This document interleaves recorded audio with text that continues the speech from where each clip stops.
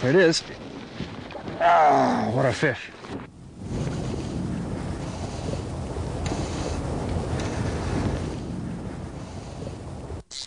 Japers. I think I'm going for a walk. Oh. And try and get below the fish a little. All the books and videos you read tell you to get below the fish, right? There he goes.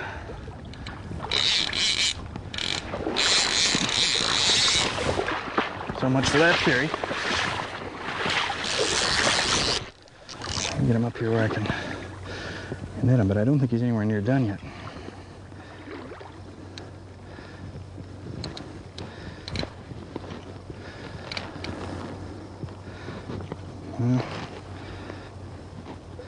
Get his head up, maybe. No, not yet.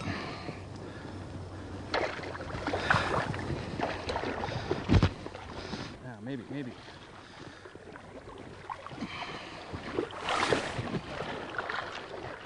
His head up.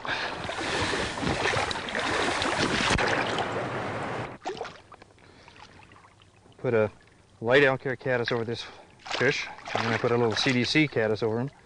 You don't want it, and then I switched to a darker one. Right there. And the first cast he ate it. That's a neat fish. Look at the big, fat, and thick.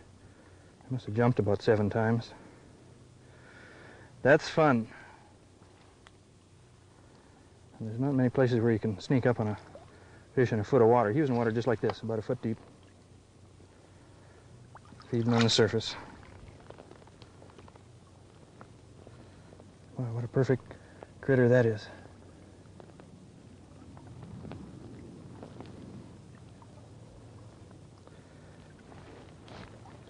You should go and make some babies. Oh boy.